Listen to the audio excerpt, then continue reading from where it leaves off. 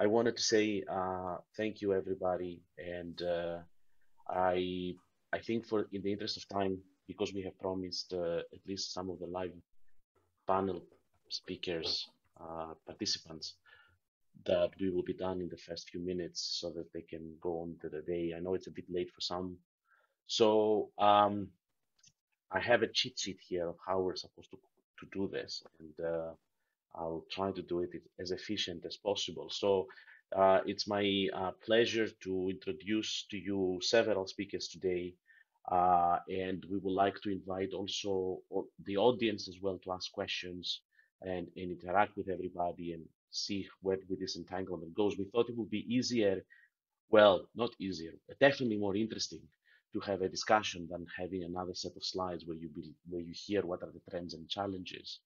So we went around our community and we found people that work on disentanglement beyond ourselves, and we collected some names. And then also we found people external to our community, and we also wanted to invite them to participate here.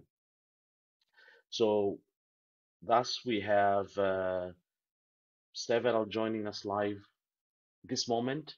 We have Kutu from Hong Kong, Shadi from Germany, and Helmholtz, and then we also have Andrew King from King's College, London. So, and then we will have Ben Glocker sending us a pre-recorded video. We also have Francesco Locatello he says some slides, and somebody's gonna act like Francesco and read them out, hopefully with a good Italian accent, so we feel like we have Francesco present. Then we have, we'll pretend there is another guest speaker, and that's Shao. He's gonna talk about some things. We can imagine that Shao is anybody who we can think of, but Shao is gonna give us some talks about compositionality. And then finally, we will have also a video by Yedid talking about latent optimization. So without further ado, I think I would like to welcome the panelists, those in presence and those in remote presence, at least by spirit. And I will basically ask them to introduce themselves, and then I will ask them a question, then we can chat, and then we can do it like in a chain fashion, and then we can all have a chat all together, and anybody can ask questions. So without, I would like to first ask Chidu to unmute and say hello. Hello, everyone. Can you hear me? So thanks, Sotis, for the invitation. I'm very excited to be here today. So I have been in the workshop for a while, so I've listened to all the tutorials and exciting talks. So basically, I'm Chido, and currently an assistant professor in Department of Computer Science and Engineering. So before that, I did my postdoc at Imperial College London, basically with Ben Glocker. And my research mainly about domain generalization, in particular looking at non-ID issues, and recently do some medical imaging related applications in federative learning. Thank you. Thank you. So, you know, we pre-rehearsed this, so you know the question is gonna come. So I'll just say it just for the audience, but so I think the first question I wanted to ask is about how do you see the relationship between domain generalization and disentanglement? I know you've done some work on that. So how tightly connected they are, or they are totally unrelated? Yeah, I think this is a very good question, and I have also thought about this question even before this workshop that you asked. So because I think these two things, basically domain generalization, in particular model generalizability and feature invariance, is very, very closely related to feature disentanglement. So when we look at the problem into the direction of domain generalization, one of the most important issue is to extract those features that are very representative and highly robust and highly invariant across different distributions. And it's highly likely this type of core features can be obtained through disentanglement and disentanglement-based loss functions. So that's how I see this this relatedness between these two concepts or these two type of problems. And on the other side, I also found that integrating them into one single framework basically is highly challenging. And because each of them have their own training philosophies sort of, or network architectures. For example, if for domain generalization, people sometimes use adversary training or sometimes use meta-learning based things. And for disentanglement, also have particular designed architectures. And then I think practically how to combine the realization or implementation of both sides would be the challenge and also the opportunity. Okay. Okay. Very nice. So in that sense, you're also pointing out to some of the challenges in domain generalization. And in that sense, do you think this entanglement will be able to help them, or it will help solve one, but then introduces another one? What do you think is the balance here? Good point. So I think basically domain generalization currently is a very hot topic sort of, and there are diverse problems. And the definition, the top problem definition of domain generalization, I think that is very challenging. So it asks the model to learn a very good features that can directly generalize to completely unseen domains.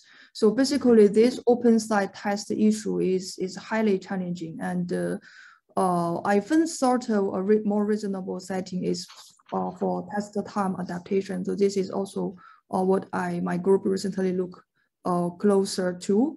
So I think if thinking in this way, so we are letting the model to have some information in the test step so that can adapt it very quickly to new domain, and then the disentanglement perhaps can help better here. So basically the model learning for the disentangled feature also have some reference in the unseen distributions, and that can also help this kind of explicit feature separation between the in-domain information and across domain informations.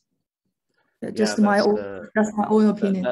We definitely are big fans of test time adaptation, and there is we have a paper now in Dart on the workshop, but also a bigger manuscript version where we look at how can the idea of disentangling architectures can be used as a means of test time adaptation by using essentially the reconstruction as a way to guide how you learn the disentangled representations.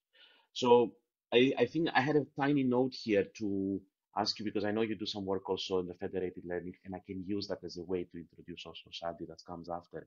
So I'm going to ask you the same question that I'm going to ask Shadi, but very briefly, do you see a tight connection again between disentanglement and federated learning, or there is no connection at all? Yeah, so good question. So I believe Shadi will have better answers for this question than me. So I just very briefly think, so I think disentanglement is also a next step, basically, if we want to use federated learning for manual imaging. And my team also trying to do that. But we immediately find an issue is to basically the data privacy issue. So for disentanglement, it usually needs the information from basically multiple domains or multiple clients for sort of adversarial training, and this is somehow contradictory with the privacy issue. So we are struggling to solve this issue, but I believe this is a very promising topic to move forward. Yeah, and I believe Shadi will add more insights on this. See, everything goes according to plan. So Shadi, now you have the floor as a way to either agree or disagree. So it's my pleasure to introduce Shadi. So give us 10 seconds introduction, and then I'll ask the same question. Hi, everyone. Good evening, at least based on my time zone. It's a pleasure to be here. Sodas, thanks a lot for bringing me to this panel discussion. So I'm Shadi Albarqouni. I'm a young investigator group leader at Helmholtz AI at Helmholtz Center Munich in Germany. Before that, I spent some time at TU Munich with Professor Nasir Navab. Also spent a year at ETH Zurich with Professor Ende Kumboglu and Biomed AI with Professor Daniel Rickert. Going back to the question that you raised, Sodas, about the connection, I fully agree with Kudu that there is a strong connection between federated learning and indeed disentangled representation. So when I started my group last year working on federated learning, one of the challenges that we found out is indeed the data heterogeneity. And to tackle this problem, we had to find out how we could find representation or invariant representation to the like a scanner or appearance. And this is where we try to disentangle indeed the weight parameter of the clients to have one global parameter that could be shared among the clients, and another weight parameter, which is somehow private, which encode the appearance, which could be kept private at the clinic. So this is where we could indeed make use of the disentangled representation into and bring that into the federated learning. And I would, of course, like to invite you to the talk of my PhD student Kazman, who's going to give a talk about that and the DCL and the distributed and collaborative learning workshop on Friday. Yeah. Nice plug, Shadi. That's good. I had this imagine many years ago. I had gone to an MKI and there was this virtual panel where they were having a debate. I don't know if you guys remember that. It was, I think, Jim Duncan, and I don't remember, it was Sandy Wells. And it was like, will AI be important in Mikai? And one had to say yes, and the other one had to say no. So I would like to have a mini debate where you, Sadi, are a proponent of disentanglement, and Quidu is not a proponent of disentanglement from the point of view of federated learning. So you have to say disentanglement, yes, is necessary because for federated learning, and then Quidu says no, it's not necessary because. So can we do that in 20 seconds as an exercise to reminisce of these good old times when we used to be in a big hall together? Can we do that? Come on, it's a challenge.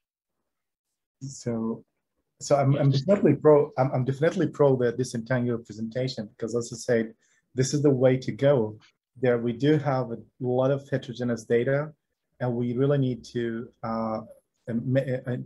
indeed only make use of the shared knowledge and shared properties in this data. Yeah, so this is my take. Okay, that's good. Now Chidu has to do the exact opposite. Say disentanglement is useless because. So sorry, I was a bit lost. It's too late here. So what can you repeat the game? No, I'm just saying that we have to we keep talking about positive disentanglement as a positive thing. So I want to know, like, just something, disentanglement is bad for federated learning because I just need because of an argument in your opinion of why disentanglement could be bad for federated learning. Oh, I see the point. So I'm taking a more challenging side of this balance. So basically, I think disentanglement for federated learning sort of one thing, as I mentioned, is the implementation. So because if usually use if we use disentanglement, at least from my own experience, the model architecture is a bit complex than the other general models. And basically in federated learning, it needs to upload the model and download model for the communication. So this will introduce some sort of cost here. Additional overhead. Very nice. Yeah, that's exactly what this secret plan of mine was. So now I know, so I've been always a proponent of disentanglement presentations, obviously. I'm totally biased. But I think one thing that I like about these entangled representations is also the fact that you can see them. You have representations. You can probe them. You can do latent transversals. You can see what happens if I drop one factor and how it's going to decode. So I know, Shadi, you've done some work on interpretability and fairness on the basis of this entangled representation. So are these entangled representations central to our ability to be able to be fair, interpretable, and explainable? Yeah, I mean, this is something that indeed we had investigated, I think last year at one of the ECCV paper, where we used the disentangled representation to indeed learn a fair representation, and we were quite successful. I think we bet the state of the art back then. I think this is one way to indeed train such a fair representation that I mean, that is not really biased to the whatever, like cohort bias, etc., and so on. I think this is also really very important. I think this is, I mean, it's very good that you mentioned that, Sawdust, because this is also needed indeed when you train models from different sites, like in the federated learning, where these different sites coming from different cohorts, etc. And again, I truly believe the disentangled representation is the way to go here, to remove or try really to find shared representation, and you're not really biased to the whatever age and etc. Yeah. So I think that's an interesting point because we recently see several evidence about the bias of AI models and what do they learn and whether they can remove any bias that they have through the learning data. And I would like to use this as an intro to our next panelist, Andy King from King's College London. Andy, if you're still hopefully still there. Hi, Andy. It's good to see you. Thank you for joining. So, do you mind introducing yourself for a few seconds and then answer the question what is the involvement of this entanglement and how important do you believe is towards resolving some of the bias issues we have in with AI? Yeah, so thank you for the introduction. My name is Andy King from King's College London. So I work generally in machine learning applications for medical imaging. I've become interested in fair AI probably in the last year or so. So I think disentanglement potentially has quite an important role to play in ensuring fairness in a range of medical imaging applications. And to help me explain why I think that, I'd like to tell you briefly about what I've learned about fairness in medicine in the past year or so. So when I first started to think about fairness in AI and medical imaging, I discussed the issue with clinicians, and what I learned was that many aspects of modern medicine are fundamentally unfair already. In many clinical domains, it's well understood by most clinicians that certain groups receive lower quality healthcare than others, and this applies in particular to women and some racial groups. And this leads to significant health inequalities in medicine. Now, there's many reasons for these inequalities, but a significant contributing factor is known to be underrepresentation of these groups in health data sets. Traditionally, clinical guidelines and treatment decisions have been based upon these data sets. So if the data set is imbalanced, this could lead to guidelines that are good for a majority group, but less good for others.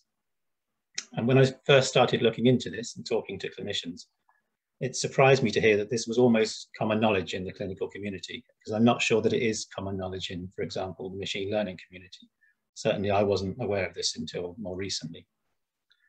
So the reason why I'm saying all this is because I think it's important to be aware of the situation now, at a time when AI is starting to have an impact on modern medicine.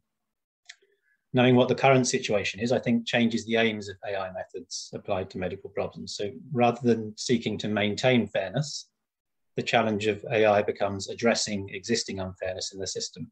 And it needs to do this largely using existing data sets, which are already imbalanced with regards to race and sometimes gender. Now, it's an oversimplification to say that imbalanced health data sets are the only problem when it comes to healthcare inequalities. There's many reasons for these inequalities. But I think data imbalance is one area where I think AI can potentially help. I think the reason why inequalities in the healthcare system have persisted for so long is that clinicians have for a long time seen the solution as being just to acquire more balanced data sets. And that's actually much more difficult than it sounds. But in the fair AI community, people have been working on methods to mitigate bias for a few years now. And many of these address biases caused by data imbalance. So that brings us to the role of disentanglement. So in my opinion, these biases, they stem from poorly learned representations. In simple terms, when faced with two different data distributions, one of which has many more training samples than the other, modern deep learning training methods have a tendency to skew the representation in favor of the majority group at the expense of the minority group, because that's the easiest way to minimize its loss. And this, I think this leads to learned representations. This leads to learned representations that are biased, but in many senses, they're still very useful representations because they contain useful information for the task that you're trying to do. So I think the role of disentanglement is isolating which parts of the representation are useful and which parts are undesirable. And that becomes the key challenge. And that's where I think disentanglement methods come into play. So that's a very nice point, because you're mentioning that, one is the classical limitation of supervised machine learning, in the sense that because of the information bottleneck principle, we are actually be biased towards the things that the model believes that are most useful representations, and as such behave poorly in underrepresented data. But actually that raises also a second point, that if, for example, we look at autoencoders or like VAEs, where we're trying to capture, let's say in a VAE reconstruction loss, the representations, then it means that we're still susceptible, perhaps, to an imbalanced sample set, because it's maybe the loss on the average will decide to still do very well on the well-represented class and underperform in their underrepresented class. Would you agree on that as well? Yeah, I think any machine learning model that, like you say, we have the bottleneck and it learns a representation in the bottleneck. I think unless you do something about it, I think that representation, if you have an imbalanced data set, and it could be gender imbalance, it could be racial imbalance, it could be pathology imbalance, for example. There's many other things. It could be age imbalance. There's many different patient characteristics that can lead to differences in appearance in the images. And if you have that imbalance, then I think it leads to a representation which is biased in favor of the majority class. And so, as you say, that the performance will be less good, or potentially could be less good on the other classes. So you're probably aware that we are also somewhat fascinated with privacy and what does it mean to leak features based on some work that we've done. We've been still doing with in the group. Although what we did, I have a, how can I say, like I have a struggle that sometimes you talk with the NHS and they say, we should create models that are robust to gender. They should not be able to be able to guess what the race of a person is. Okay, but sometimes we do have conditions that they do have, let's say, a genetic profile. They do have, where basis on race, age, or gender. So in some sense, there is a struggle between being ethical, being fair, but at the same time do a good performance, because we want to capture these priors. So how do we beat that struggle? How do we, is it really problem dependent? How do we really do this, in your opinion? So I think there's a difference between, I mean, I think you can, I think it's okay to be able to, for example, tell what the gender of somebody is or the race of somebody is from the images. But being able to tell what the gender or race is from the representation, from the learned representation, is a different matter entirely. So what you want to do is to learn a representation from an image which has, let's say, race or gender identifiable information in it, but learn a representation which is in some sense neutral to those things. Now, even though that your decision task might still require the knowledge of, let's say, age and gender. Yeah, so that's another, that's a kind of another issue. For example, and one example I would give is that, for example, there are some conditions that are much more prevalent in certain genders or races than others. So, for example, women are much more likely to get breast cancer than men, for example. There's certain cardiovascular diseases are more common in certain races. So you don't really want to throw that information away, but it helps because that could be useful prior knowledge in making a final diagnosis. But it helps to know which part of your representation is kind of the clean part, the non-biased part, and which part is the more biased part. So I'm not saying we should throw away the more biased part. This is why I was saying that actually the representation is very useful, but it's useful to be able to disentangle them, I think. Okay. And there is an obsession now across Europe, at least, to say that we have to remove identifiable information. We have to make data as we remove all personal information about some data. Okay, but does that make our quest towards identifying algorithms or creating algorithms that are fair or bias-free harder or easier, in your opinion? That's a difficult question. I'm not sure if it makes it harder or easier. Personally, I'm not sure. I think that quest is a bit of a red herring, in my opinion. I think, if in principle you can always find out something about a patient from that, my brain looks different to your brain, for example. So if you knew enough, you could look at our brain scans and you could tell which one was me and which one was you. But I think you just have to be reasonable and say that most people and most algorithms will not know enough to be able to reverse engineer that information. Okay. So you mentioned something about bias, and you actually mentioned something about sampling bias, right? That we are an unbalanced data set. And early on in the tutorial, we talked about the causal view of data collection and data generation.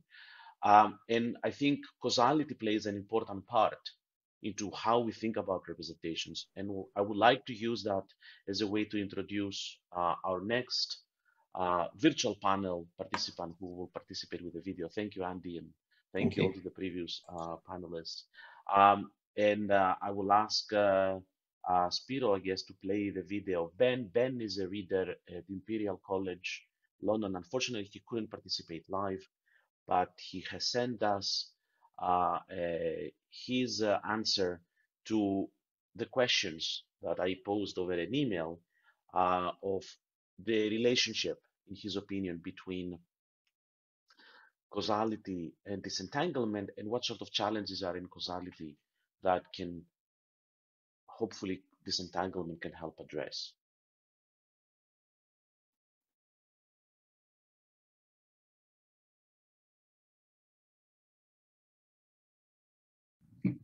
All right, so how do I see causality and disentanglement being connected?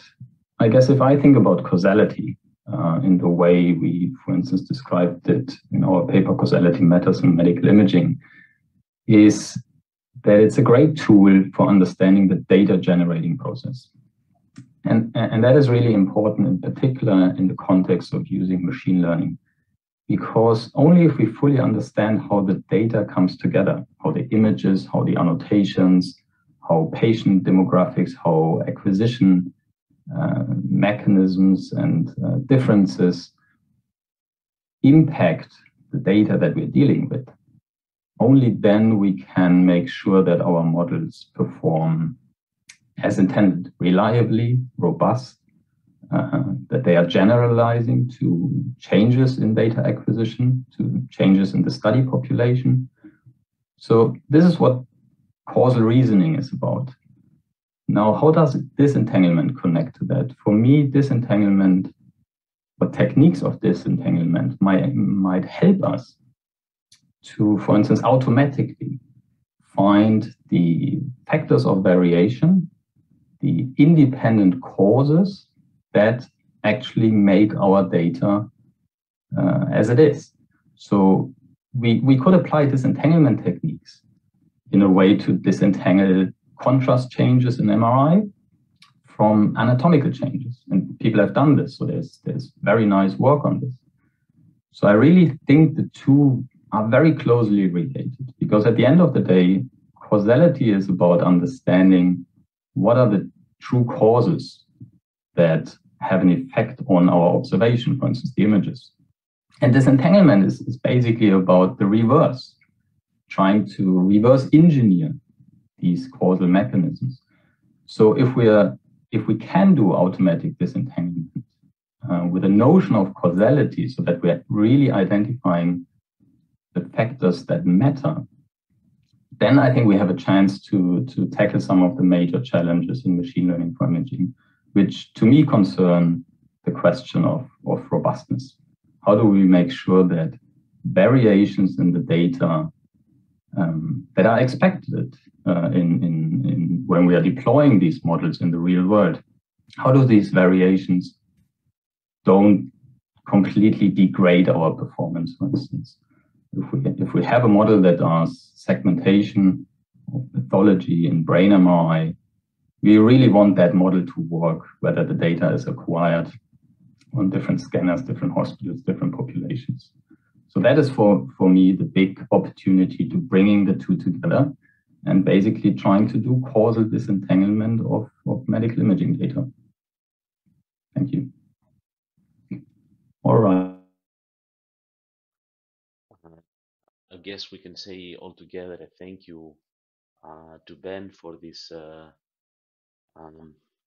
intervention, thanks to the marvels of the internet. And pre-recorded videos, of course. In Europe, what is your opinion about compositionality? Is it something easy to solve, hard to solve? What do you think? Yeah, I will be a invited speaker here. So actually, on behalf of the whole team, we prepared a couple of slides for better illustration.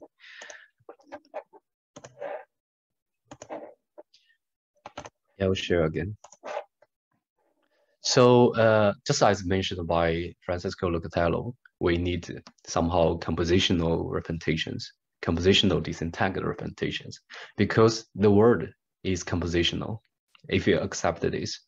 So what is compositionality? You can see here, actually the sign here can be decomposed into different parts, and we can compose those parts to like render or decode the original sign.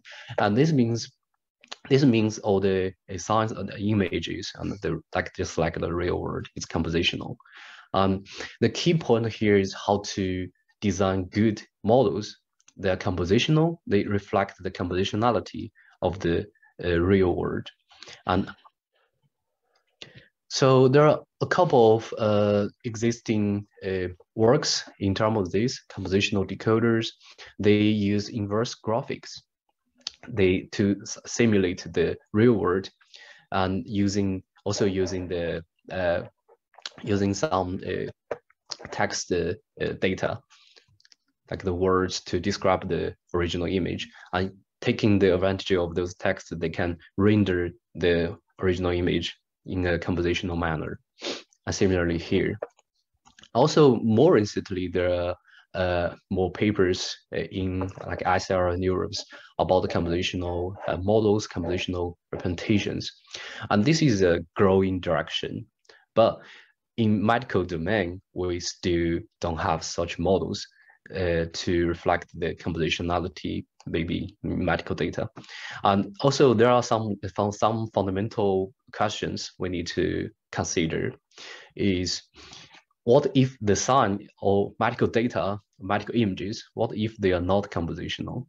What if, just like the heart images, the anatomies are somehow nested, or they have the hierarchical structure? So we need to consider those questions and to somehow propose new solutions in this direction, and more opportunities in this direction. Yeah, you can see the hierarchical VAEs. They just reflect the hierarchical relationship between the data.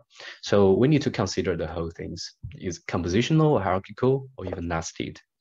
So there are a lot of fundamental questions to answer, especially in medical domain. Thank you, Shao. And I think one thing that I have, my understanding about hierarchical representation, so the hierarchical VAEs, is that it it loses some of our ability to be able to easily explore and identify what happens to the latent space, because in order to, you have these relationships, you need to know which one to sample first. There's a way to affect the other and a way to affect the other, and so on. It kind of like becomes a chain. And I wonder whether that makes it harder, for example, to use some of the fundamental tools for like manipulating latent spaces. And this is why I think we asked Yedid's opinion about latent space optimization as a means of disentanglement. So I know we have a video for Yedid. So I guess I don't know if I think Spiros has the video, Yeah. and he's gonna be showing it, right, Spiro? So, and that's our last kind of like intervention that we have from participants, and then we can ask the audience to provide us questions. I know they've been very patient and quiet with all the burgeoning questions that they have. Right, I'm gonna share a video of Yedid Hoshen. It's in the format of a video and some supplementary slides.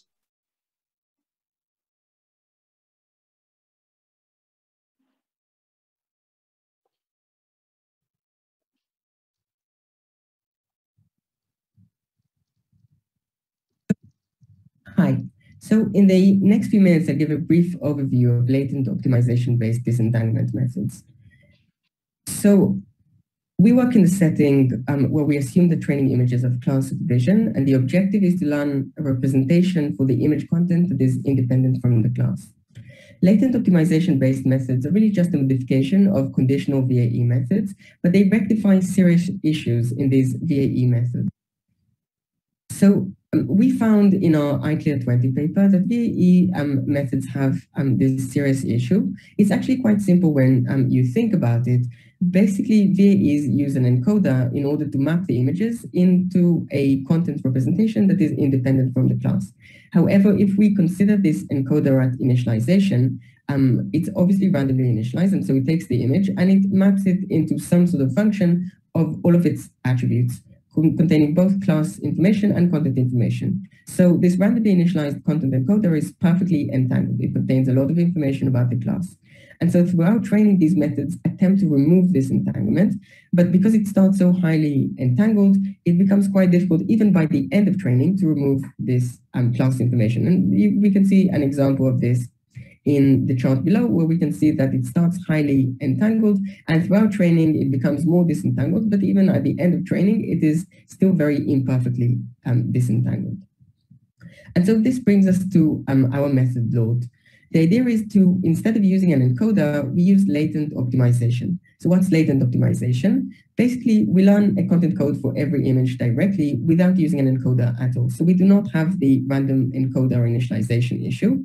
Instead, we can choose to initialize each one of these content codes as we see fit. And so the way we do it is we randomly initialize these content codes. Now, these are just random vectors. And so random vectors are uncorrelated with class, they're uncorrelated with anything. They're also perfectly uninformative, as well as being perfectly disentangled. But then throughout training, we are able to make them more and more informative of the image content. But because they started perfectly disentangled, it becomes quite easy to keep them perfectly disentangled. And so by the end of training, we have informative content representations, which are perfectly disentangled. And we can see an example of this below, right? So this at the bottom is the performance of load. We can see that load starts perfectly disentangled and remains this way throughout training. However, similarly to other VAE approaches, load kind of struggles to scale up to high resolutions. And the reason is that really to scale up to high resolutions, you need GANs. On the other hand, GANs kind of struggle to learn disentangled representations because their optimization is so hard. So instead, we proposed another approach, which is called overload. And this will be presented in ICCV 21 in a few weeks. So the idea is that we first use load in order to learn strongly disentangled representations. And we've shown how load achieves this before. Now, load isn't really able to generate high resolution images, but now that we have high quality disentangled representations for every image in the training set, we can now use supervised GAN approaches in order to map these representations into high resolution images. So the idea is really simple, right? It's basically to use to use latent optimization approaches for disentanglement. And now that we've performed disentanglement, then image synthesis can be performed with GANs. So we keep the strengths of every method: disentanglement using latent optimization, then synthesis using GANs. And we can see how Overload was able to achieve strong results on this data set, right, where we take the post from the left and the appearance from the right, and also generating high quality, nice images. So similarly to other methods, latent optimization disentanglement approaches do have disadvantages. Similarly to other VAE approaches, they kind of struggle with very complex backgrounds. And when data sets become very large scale, they take time to train and sometimes even a lot of resources. Also, similarly to any disentanglement methods that I know about, they have unpredictable results when there are strong correlations between the attributes of our data sets. And finally, so this has also been somewhat mitigated in Overload, but this is only very partially mitigated. There's still a lot of work to do on this. And finally, these methods are very image-centric. And although I believe they can be profitably applied to other modalities, they have only been very insufficiently evaluated on non-image data. So there's still a lot of work to do, but I'm highly excited about these latent optimization approaches. Thank you.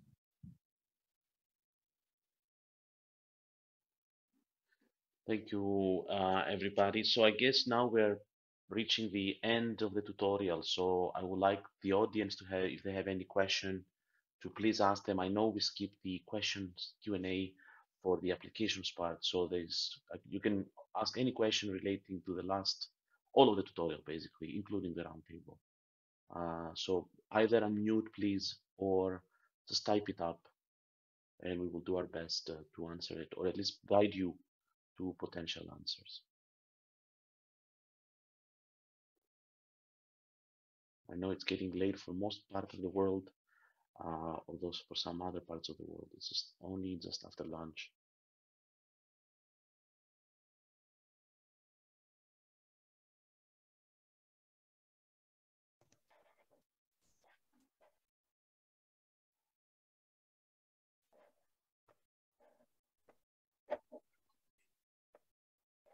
Don't be shy. Don't be shy. Ask anything.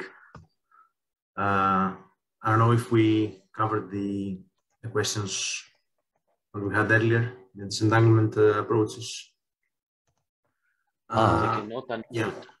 Yeah, So, you need to raise hand and we can unmute you. So yeah. Raise your hand and then we can unmute you. Yeah, I should have read the manual. Does it work? Can you hear me? No, okay. Hi, George. Thank you. So the question.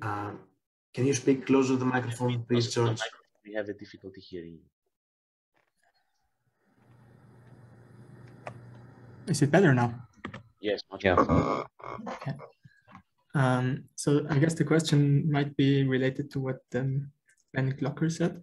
So he said, if I remember correctly, in this, like the way he said it, it sounded like disentanglement is very similar to what I think they call causal discovery, right? So discovering the causal graph. So then the question I had in mind was, are there actually differences?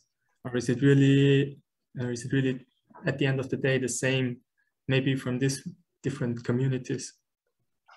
There is a fundamental difference, and the resident causal expert in the group is Pedro, who is being incognito behind the Zoom camera.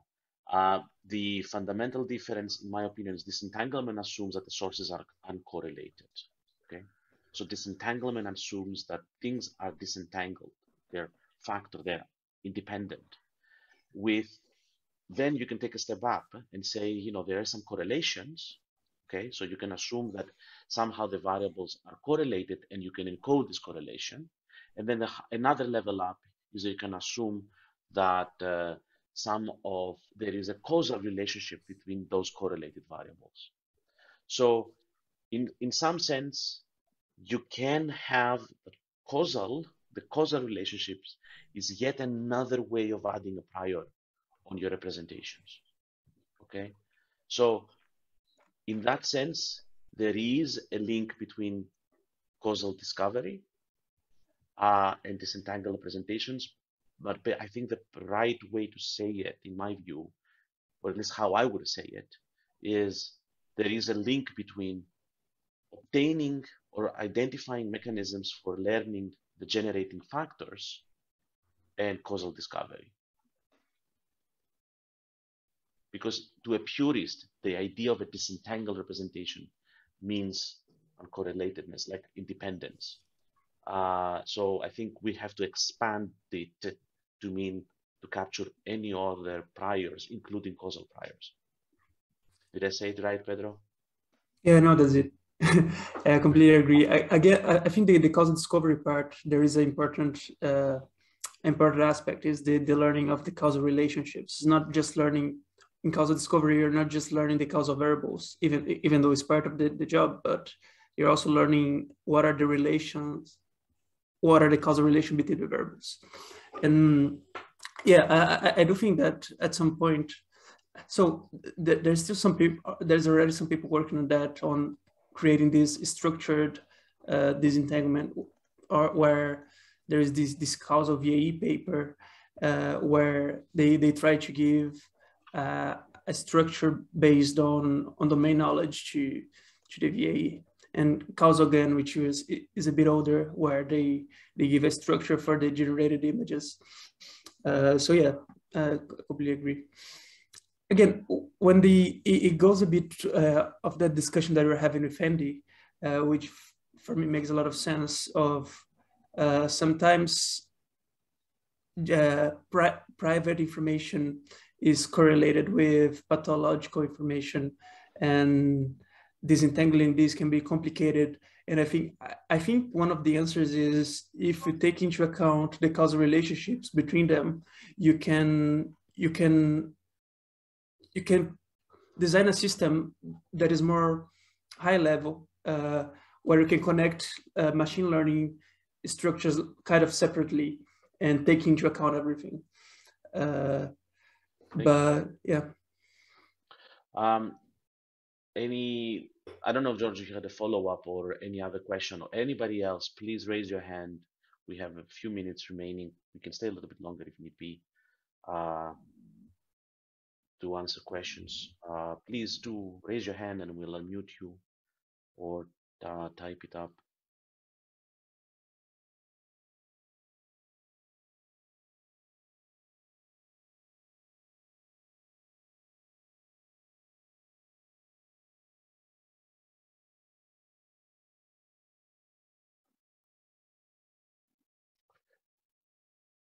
So I would read out the question. I think is to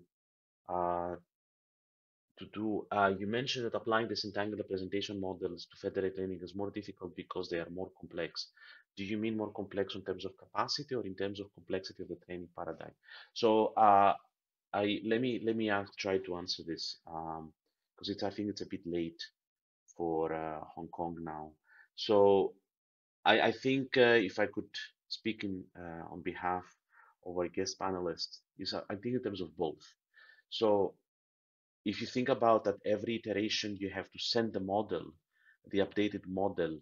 If the model is big and it has lots of weights, it means that it's complex to be sending it in and out all over the federated infrastructure.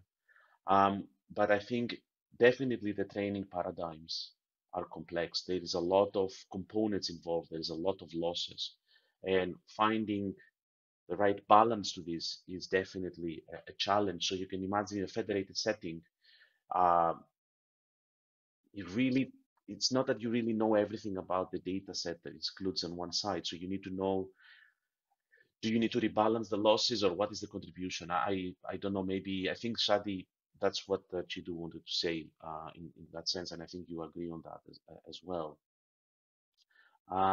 So I think another question is that for real world problems, we don't have ground truth data to evaluate disentanglement. We often rely on downstream tasks as a proxy.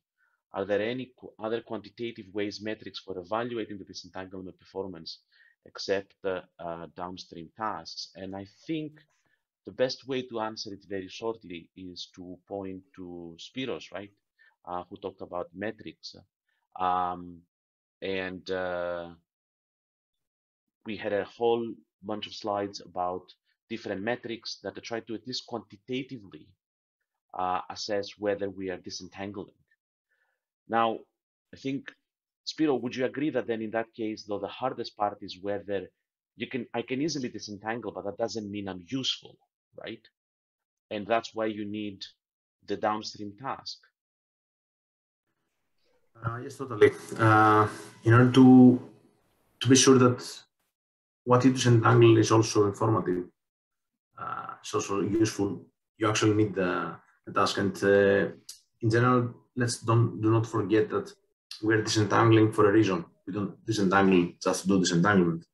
So we have invented all these ways of disentangling variables and then use them in a parallel task, either in generation, reconstruction, or a parallel equivariant task for content, for example, spatial content. Also, there are a couple of metrics that are correlated. That there are a couple of metrics that are built to measure disentanglement through a classifier, for example. So you can somehow think of it as a parallel task. But also there are some metrics that can directly measure disentanglement in terms of values in the encoded representations. Not all of them work. Not all of them truly measure disentanglement.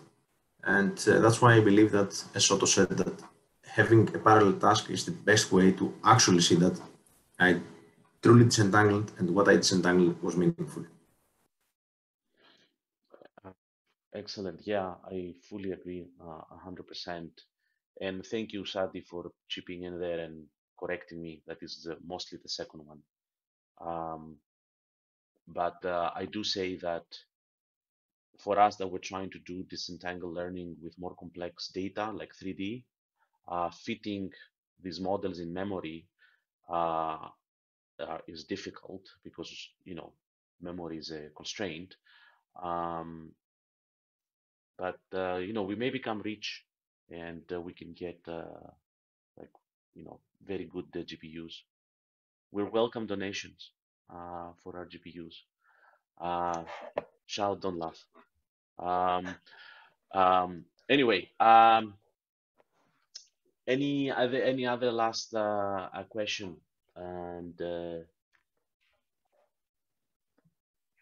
again, if you are running out of time, you're more than welcome to send us an email as well.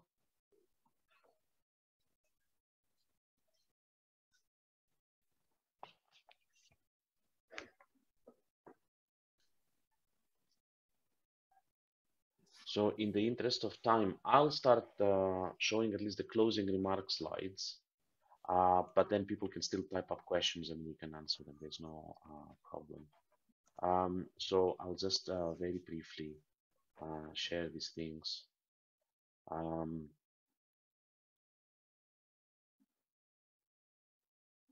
Should work, right? Yeah, we can see it. Yes, sir. Okay, thanks. So anyway, just very brief 2 slides just to say that we didn't cover everything. Today it's virtually impossible to cover everything. Hopefully having the paper there as an additional side reference notes can help. If you spot any issues in the paper or you would like to add something or you have any comments, please fire us an email and we will update the record. Also, there is the accompanying GitHub repo where we try to collect as much material as possible. If you have anything fancy that you would like us to consider or add, please do let us know. As of now, we actually have updated 3 or 4 times with additional material as of now. I think I'm not gonna summarize everything here. I think the only thing I want to say is that the fact that we do have this tutorial and we continue to have lots of good participation from the community and the audience and interest, this means that it is an interesting area to keep working on. And there are still several challenges that lie ahead. And as a result, if you're interested in solving some of these challenges, please come and join us. We're always looking for postdocs and PhD students on disentanglement. So if you're interested, please do email them. And with that, I would like to thank the co-organizers of all this great effort of the workshop, of the tutorial, sorry. They did a lot of work over the last few months, updating the slides, creating the notes, the GitHub tutorial, the GitHub repo, and so on. And of course, our panelists, who I'm sure by now have signed off, at least some, and they participated in some of the, at least I would hope, fun way of doing this this Q&A.